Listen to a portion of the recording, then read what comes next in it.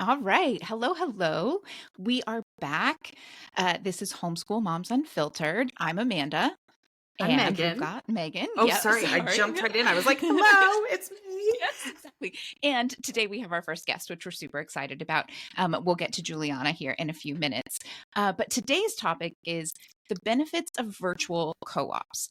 So I actually find this really interesting because in our family, we have not co opted. We've done other types of things, and we've definitely been invited to in person co ops. And I always declined in person co ops because for me, it meant either A, I had to teach someone else's children, and I wasn't really about that. If I was doing a drop off class, I wanted to be able to drop my kid off and wave goodbye for a few hours. I didn't want to be stuck there with everyone else's kids. Or, like I prefer like pretty low commitment stuff. And the idea that I had to like say, I will for sure be up out of bed and dressed every Tuesday morning there and like with bells on in real clothes, like that's not going to happen in my world. And so I was like, yeah, I don't think so. We'll find other things. So this idea of a virtual co-op, like we do a lot of virtual things. I'm really interested to learn more about it. So to start off the episode, we'll start with what is a co op? I think you probably have more insight on that, Megan. You guys have done a lot more co oping. Is that even a word? We have co-opt. Yeah, we'll make it into any form of speech we want to here at Homeschool Moms Unfiltered. The rules don't apply. We have co-opt. Juliana, have you so Juliana was homeschooled as a child and now homeschools her kids. So she is like legacy homeschooler. This is pretty awesome. So we have co-opt. Have you co-opt, Juliana? We haven't done, I think, what homeschoolers would consider traditional co-ops. We've done some half-day programs that are a lot more loosely defined than co-ops. They are drop-off programs, which is also what I tend to need with my 3 kids. So traditional co-ops, I have not done. There you go. And we have Juliana on as our guest today because she is leading one of the virtual co-ops that we'll be talking about. But we've done co-ops in a number of forms. We have moved, we've lived in 4 states for my husband's job during our homeschool journey. So that's been interesting. Every time you land somewhere new, trying to build a new community and start from scratch. And so we tried a co-op in Florida when we were new homeschoolers, and it was very schooly. My kids did not love it. Then we went to North Carolina and we found there were a ton of co-ops, but we were excluded from most of them. In North Carolina, most of the homeschool co-ops required a statement of faith. And if you could not align exactly with that statement of faith, you were not welcome to join. And it was interesting because even people who I consider to be religious Christian people were excluded from the statement of faith. So we ended up finding a co-op that I used to refer to as the land of misfit toys. It was everyone who was excluded from the other co-ops for whatever reason. And it was a wonderful thing in the end because it represented reality. It was a melting pot. We had people who were there who were Mormon, who were Catholic, who were Jewish, who were atheists, who were Christians, who just wanted a less than homogenous environment for their kids. So we had this beautiful melting pot of kids, and the co-op was massive. I mean, we were holding classes in hallways. We had run out of space because there were a lot of people who were in the land of misfit toys who were being excluded in other ways. So that was our experience there. In Texas, when we lived there, we didn't join a co-op because we moved to Texas in June of 2020, and most things were shut down. There was a co-op that continued to run throughout the entire pandemic, and they didn't have a rule. So, it wasn't like they set a rule that said like you can wear a mask or not wear a mask, like do whatever's comfortable for you. We're meeting outdoors, and then people had it up to their own judgment to decide. The one co-op that was still running had a no mask rule that they wouldn't allow them at all. So those weren't our people because we believe in science. We were thinking, this is not our place. So, and all the other co-ops were on hiatus because of COVID. We ended up being transferred from Texas right as kind of things were starting to pick back up. So we never had an opportunity there. And now we live in South Carolina, and my kids are a little bit older, and there is only one secular co-op that's here, and it's mainly for younger kids. So there isn't really anything for my kids as older teens. So I too am in love with the idea of a virtual option where they can meet kids from all around the world and really explore diversity. But co-ops can look a variety of different ways. They can be sometimes they're drop off, sometimes it's parents stay and parents are teaching. I think the initial origin of the word, I mean, it's cooperative, right? So the initial origin of the word was all the parents coming together. And I say, I'm really good at baking. I'll teach a baking class. And Juliana says, I speak French. I'll teach French. And, Amanda says, I'll teach a current events class because I'm really big into, world events and things like that. And I think that's the origin of co-op, but it has morphed, right? Now, sometimes people kind of form a pod of kids that learn together. They call that a co-op. Sometimes it's a drop-off thing. We call that a co-op. So I think co-ops can look a lot of different ways now, even though they kind of started as one thing, from what I can tell. Okay. Yeah, that makes total sense. So I think we kind of all covered what sort of co-op experiences we've had. Has anyone in here done a virtual co-op yet? Actually been a part of a virtual co-op yet? No? I haven't. My middle schooler is signed up for one with Juliana this fall, which I'm super excited about. So that's how we've kind of been able to connect and bring Juliana in today. He signed up for a middle school co-op, which I'm super excited about. They're going to be doing all sorts of different exploration. They're going to be doing art history. They're going to be doing Shakespeare, and just exploring, right? Learning, exploring, and interests. And it's going to be a really cool experience. So I'm excited to see how it all plays out. Well, Yeah. I'm this is new for me too, in the sense that I've taught online before, and I've taught my own children, and I've taught classes of children. I've never done this specific thing, but it's a gap that needs to be filled. It existed when I was a kid, for sure. When I was homeschooling, we had similar issues to you, Megan, where my parents could be defined as conservative Christians. And even they didn't feel comfortable with the co-ops and what they were offering because they were homeschooling for academic reasons, not for religious reasons. And that didn't exist in the South. We were in Georgia. It just simply didn't exist. And of course, those were the days of dial-up, and we didn't have any online options, really. So when I was a teenager, the technology had advanced to the point where we were able to enroll in an online Great Books course with this fantastic teacher, and it was kids from all over the United States. And so I've had the experience of being in an online class from about the heyday of online classes, and loved it. It was so great. We were allowed to chat as long as we weren't interrupting the class, and we got to know some of them I'm still in touch with to this day. So I'm excited to sort of expand this, because I think those were maybe hour-long classes, and of course the online co-ops are much, much longer. Like a true co-op. They last a good portion of the day. Mm-hmm. It is exciting. I think it's interesting. And we have Amanda and I have a mutual friend who said the same thing, that she's one of the people in her area that's homeschooling for academic reasons, not for religious reasons. And it kind of ostracizes her in her area, even though she too is a religious person. But just that one difference in approach to homeschooling. And Amanda, you brought it up in some of our previous episodes. We homeschool completely differently. You're allowed to hang out with people who do things differently than you. It's okay. It doesn't violate any rules, right? And yet for some reason in the homeschool space, there's these really rigid definitions of who's allowed to be together for some reason. And it's just not mirroring how the world actually works. When our kids get out into the real world, they're going to be interacting with all kinds of people. We might want to prepare them for that. Just a thought. Yeah. That's so one of the reasons I homeschool, sort of this idea of what's your job as a parent, is to prepare your kids for the real world. And I was talking to a non-schooler or an unschooler who had a very specific way of unschooling. Of course, there are as many ways to unschool as there are to do homeschooling itself. And I mentioned something about Shakespeare. We were memorizing Shakespeare with my 5-year-old, which they can do. Kids can do it. They can do it. And the dad looked at me and just went, well, I don't really know what's the point of, who needs to know who Shakespeare is? And I just sort of went, well, other than the Bible, he's kind of foundational in the way that the English language has developed. So I feel like everybody should know about Shakespeare.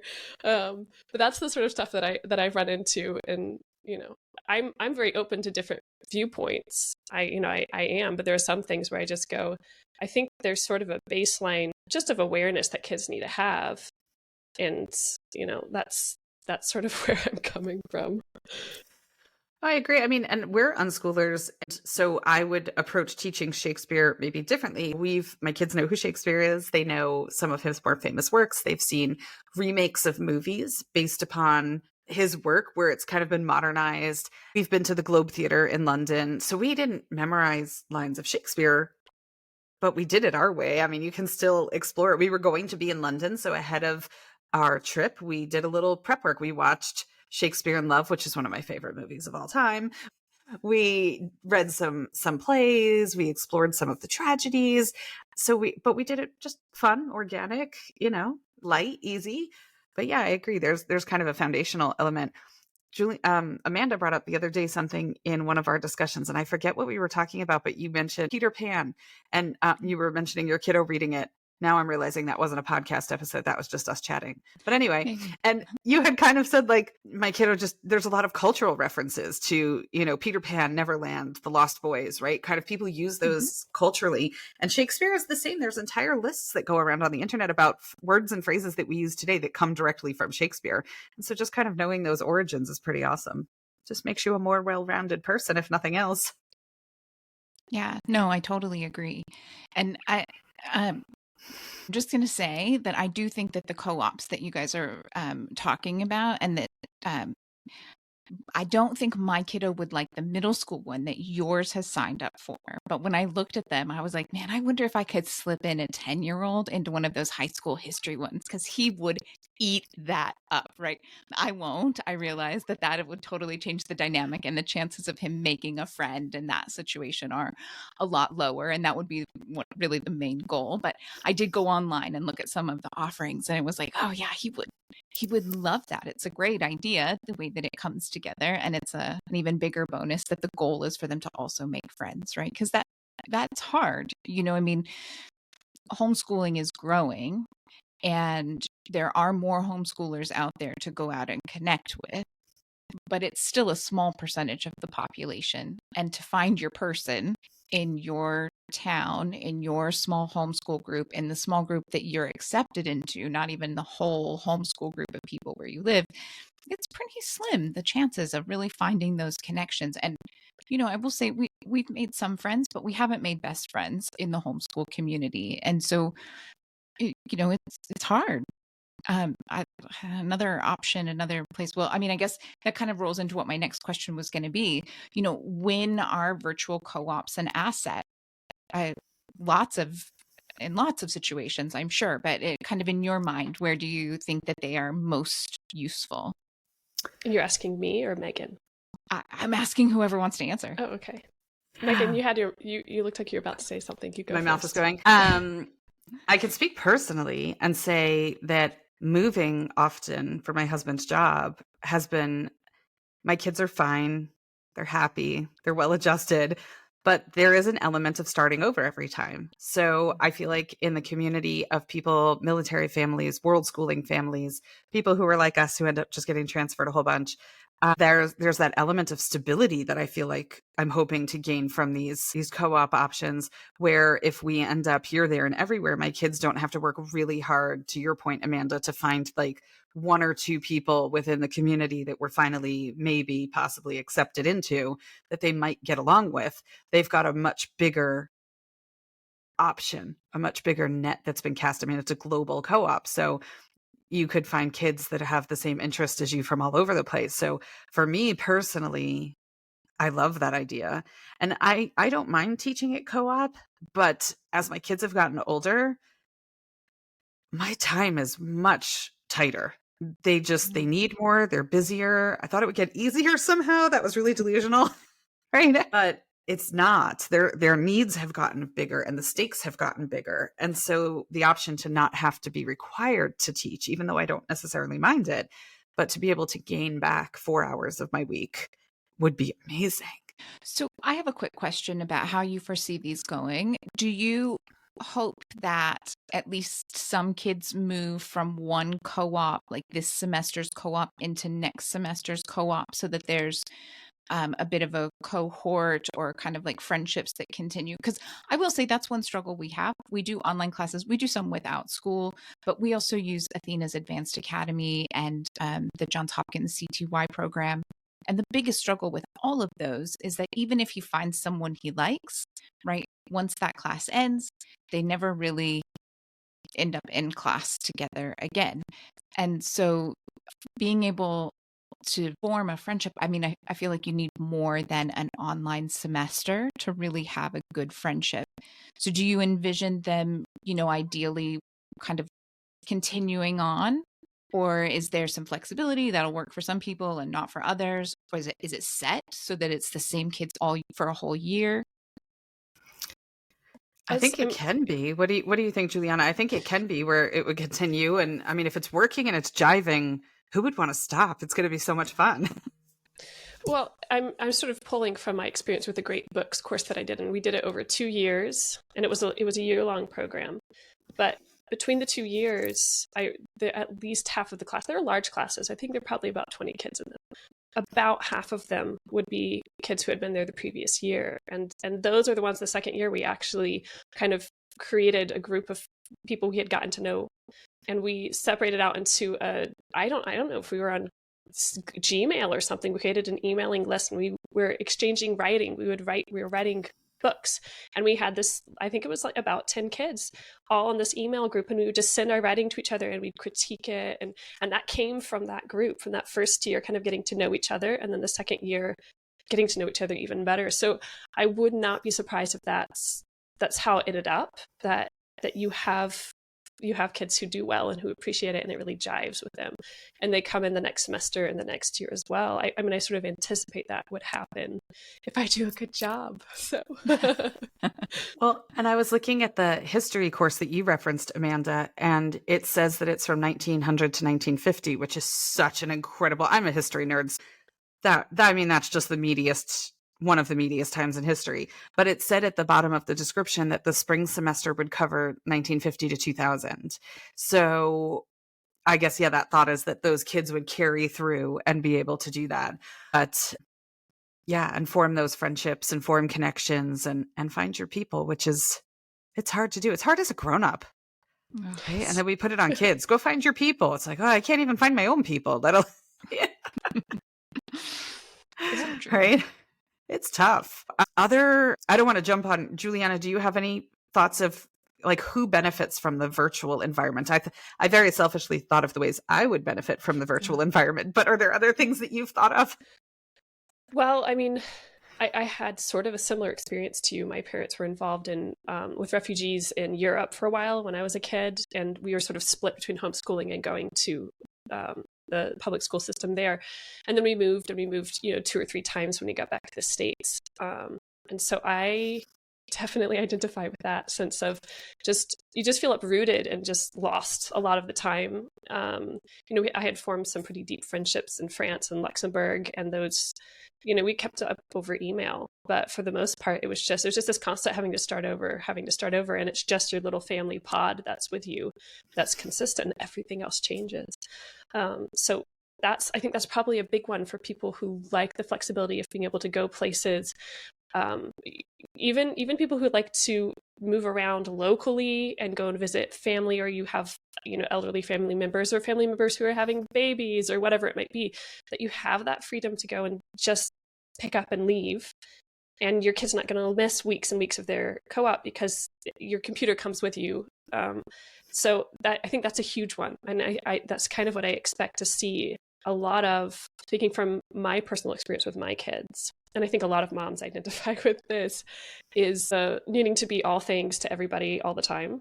And this is one of the things I've learned with my my oldest child. He's going into 3rd grade. He's still pretty young, but I hit that point with him where I can't do all the things he wants to do. I don't have the expertise. I don't have the experience. I don't have the passion for a lot of it. I mean, we're pretty committed to, more of the classical education. And I sat down and started learning Latin so that I could teach it to him. And it took me about 2 months of getting through Adler's massive book to go, there is no way I'm going to be able to do this, because I'm mostly a solo parent. My husband's a concertizing pianist. He's almost never home. 90% of the parenting and childcare and everything else falls on me.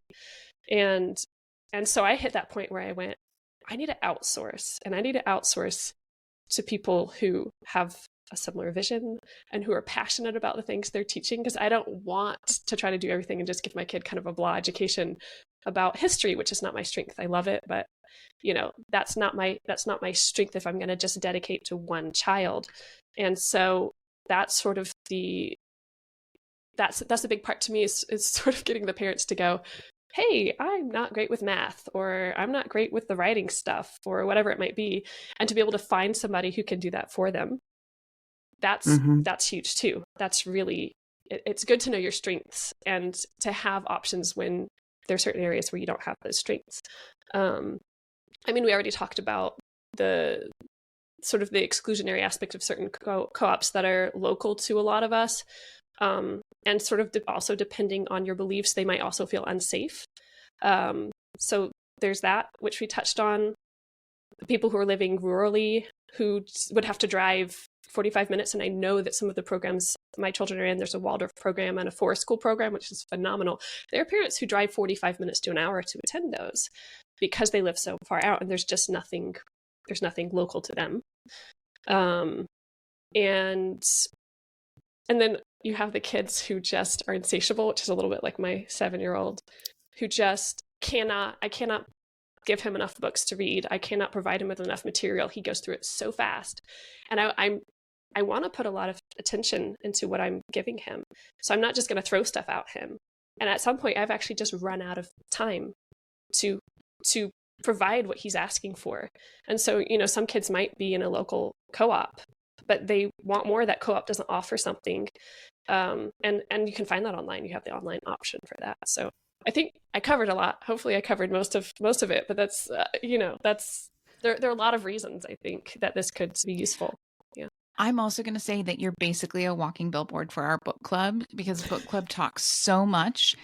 This specific book that we're covering right now talks about the importance of the passion in what you're teaching, and how if you have passion for what you're learning with your kids or what you're hoping to share with them, like they pick up on that and they're more likely to learn it.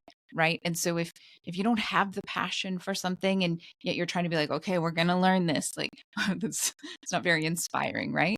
So an interesting connection. Anyway, I'm going to pass it over to you, Megan. I think because you have a little bit more of an understanding of how this all works, I'm mostly going to listen and hopefully learn some more about virtual co-op so that we're ready to dive in ourselves. I know, maybe our kids will end up in co-op together someday. That would be awesome, right? That'd be fun. Co-op with a kid from San Diego. No big deal. So real quick, I was thinking while you were talking to Juliana about when I was working. So when my kids were younger, I was a full-time working parent. We had 3 kids under 4. So we had a nanny, because it's actually cheaper to have a nanny than it is to send 3 kids to daycare. I wouldn't have been able to pull off homeschooling, having the kids go to co-op or things like that, with the work schedule that I was trying to balance while full-time parenting at the same time. And so I see a lot of parents who are working full-time, but making homeschooling work because it's what they feel is best for their child.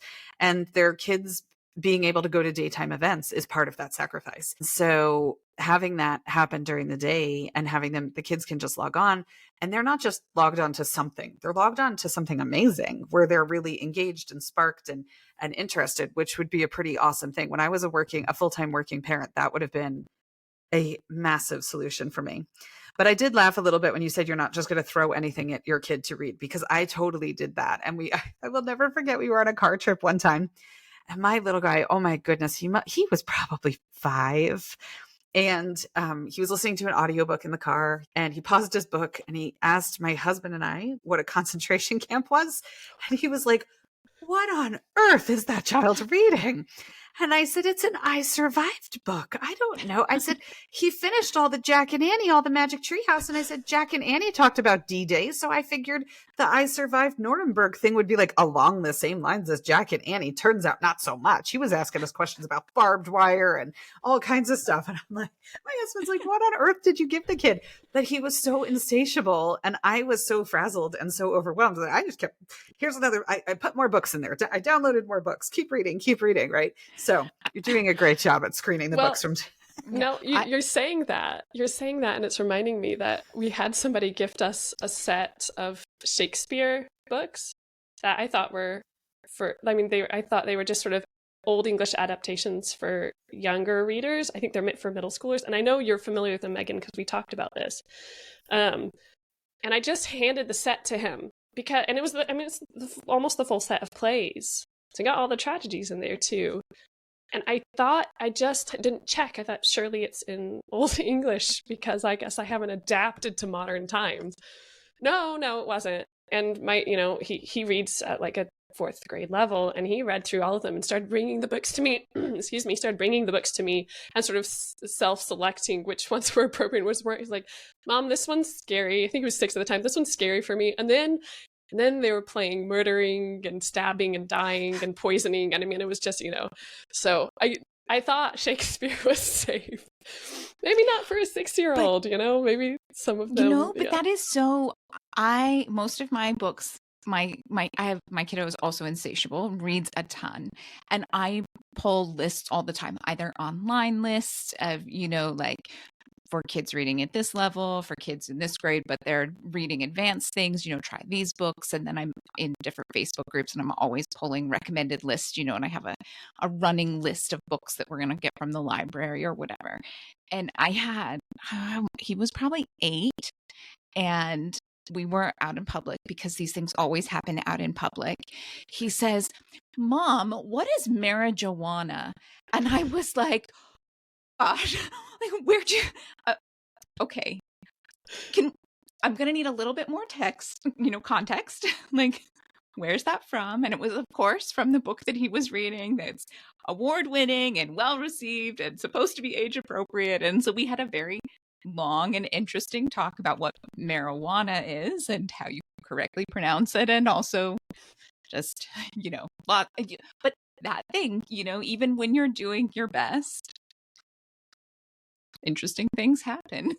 You're going to have those moments, right? Those are the messy moments that we talk about. Yep. So, yes, and I agree, always in public. My son asked me on a public bus when we were in London. We were talking about Henry VIII and how it was a shame that he killed all his wives for not giving him a male heir when it was him who was determining the sex of the baby we know now. And we were on the bus, and he must have been noodling it the whole ride back from the museum. And he said, "How does the dad's body tell the mom's body what gender to make the baby? Like, how does that even work?" And this guy on the bus next to us kind of snickered and was like, "She's in for a day." I'm like, "I got this." I said, "We'll discuss this when we get back to our room." So yeah, curious minds, right? Oh yeah, right? It's great. They're learning always in ask. the real world. Yes. I love it. So speaking of curiosity, I am curious, Juliana, what does a virtual co-op day look like? What do you all have planned for the fall? Well, so I'm teaching a middle school and a high school co-op.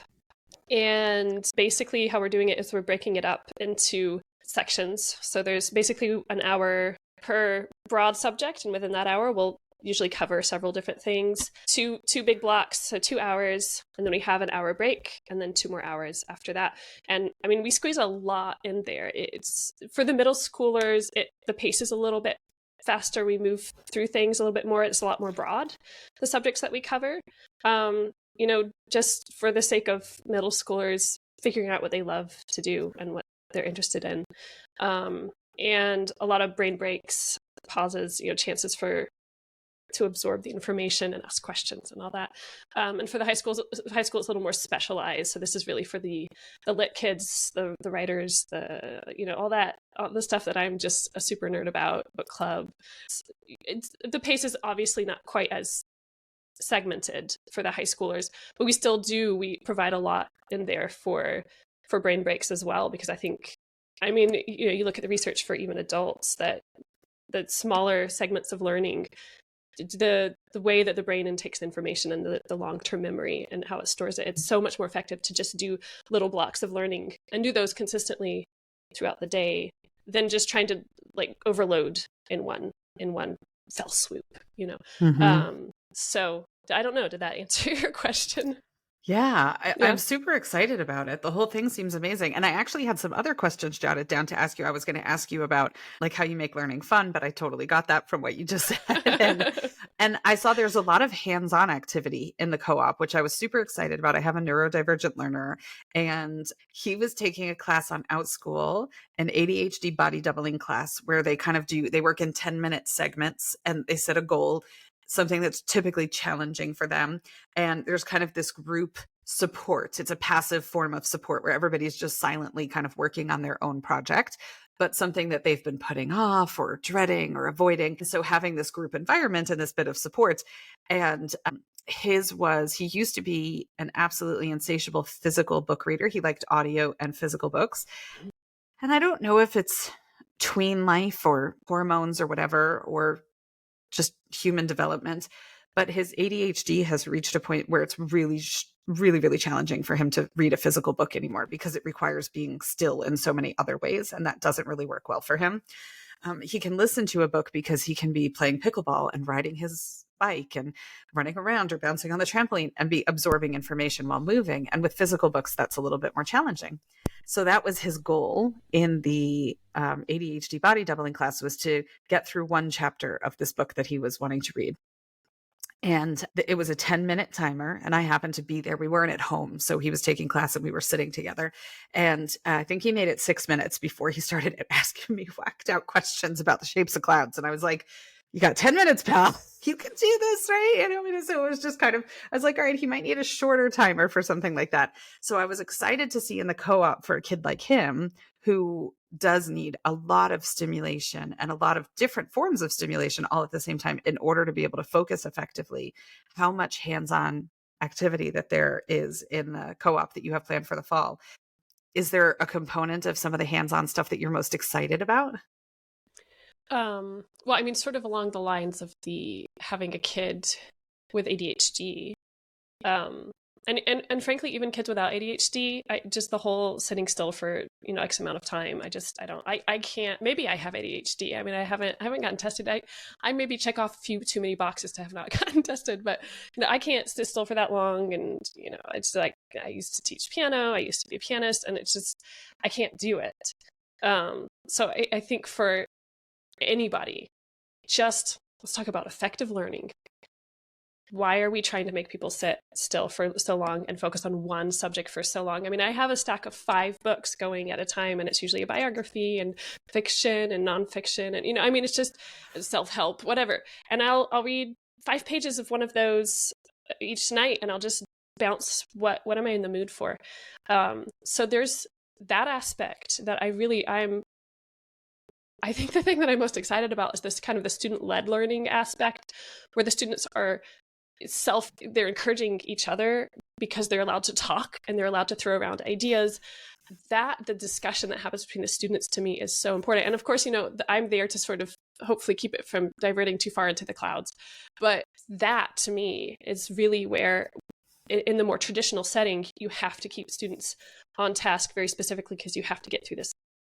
And the way that these are scheduled, the schedule's not tight. We do fit a lot into those blocks, but it's not tight where if we don't stick to the minute to the schedule, that we're going to get derailed. There's time built into it for that flexibility and for the kids to actually get to know each other and to sort of figure out each other's learning styles and all that. So I honestly, to me, that's sort of the most exciting thing to be able to provide, and also to see. It's so exciting to see students do that and sort of break out of their shells and especially the kids who have sort of been slapped on the hand for not fitting into that box. When they find an environment where they're allowed to do that and they discover, my goodness, it's not a flaw, it actually works. I didn't have the environment for it. So maybe that may be the part that I'm really, really looking forward to. Yeah. I'm excited for you. I think we'll have to have you come back on in December, and you can give us like your 5 favorite moments of co-op from the semester, okay, right? And tell us how it all went, because Amanda and I don't get to attend. We're not middle schoolers or high schoolers, so we'll have to live vicariously through your fun when you tell us how it all went. Okay. We are fortunate enough to have a coupon code for the co-op that is valid until the end of June. We will put it in our stories and in our story highlights on Instagram. You can DM us for the code. It is OFCUR140. CURE, CUR140.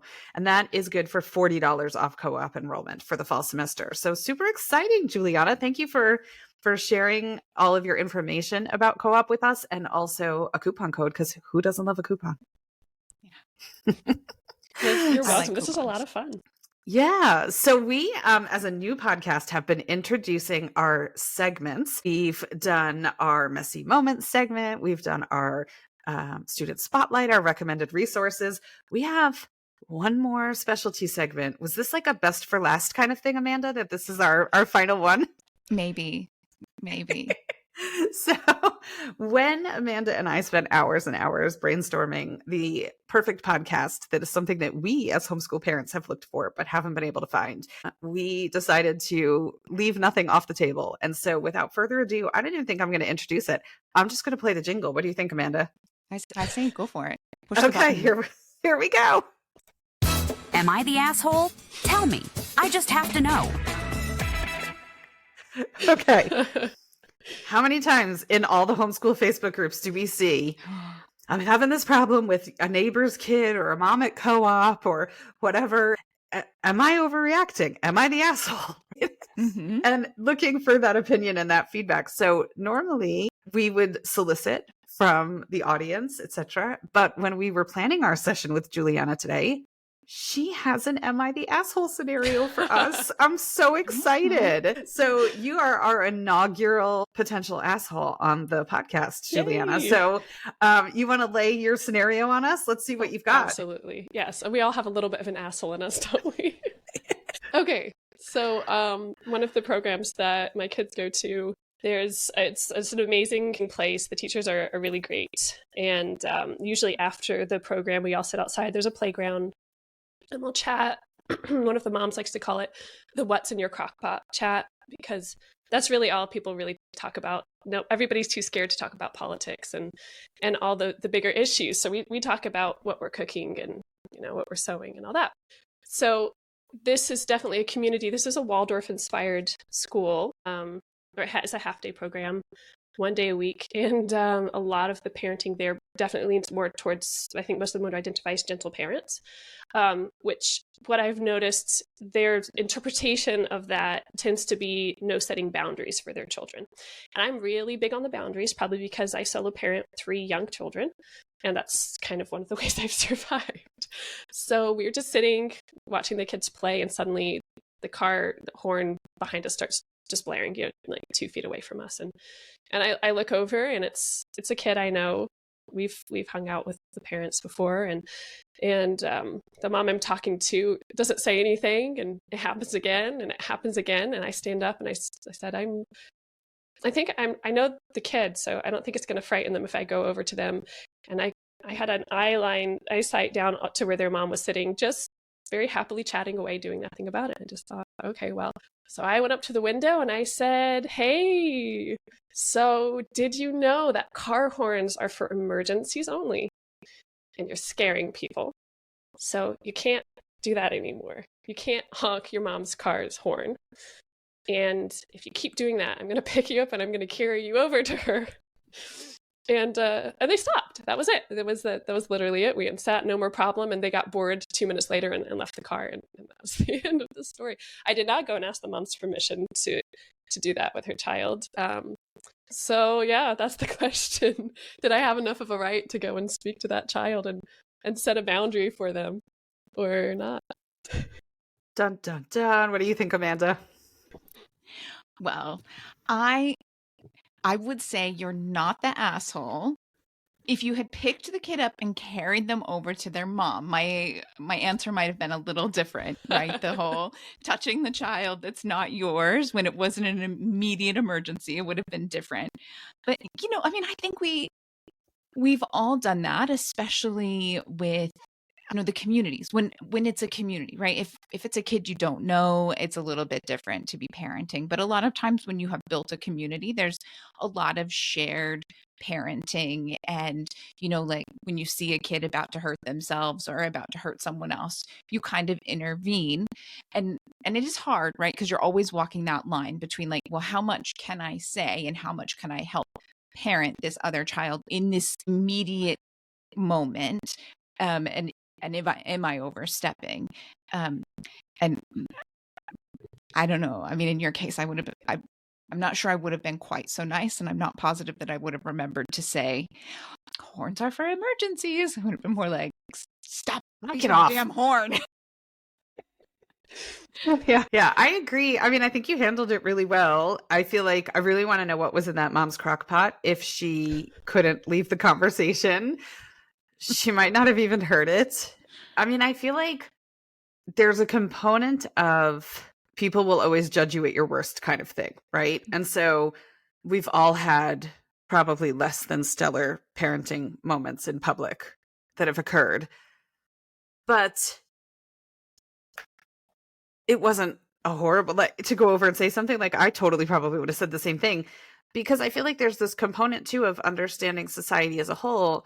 I'm a big fan of not everyone wants to hear your noise. And I think when I was younger, when I was in my 20s, I lived in Miami Beach, and this was before AirPods. And so this concept of bringing a boom box to the beach with you. So you'd be laying on your towel and you'd have one style of music here, one style of music here. And I'm like, I just want to lay here and read my book. Shut up. Right. I mean, not everyone wants to hear your noise. And now I think the 2024 equivalent of that is people who use their speakerphone in public. So they're just blabbing away in a doctor's waiting room or an elevator or a restaurant, just blah, blah, blah. And I'm like, oh my gosh, we flew on a flight from Miami to Buenos Aires earlier this year. And the gentleman behind us on the plane watched stuff on his cell phone the entire 9-hour flight without earbuds. And so I feel like your example, Juliana, is like a really small microcosm of that societal issue, right? That other people would like to hear my noise, and just to understand that this is a shared space. And so some people really like to come here for serenity, and I'm one of those people. So Yes. so Yeah. I mean, tone it down.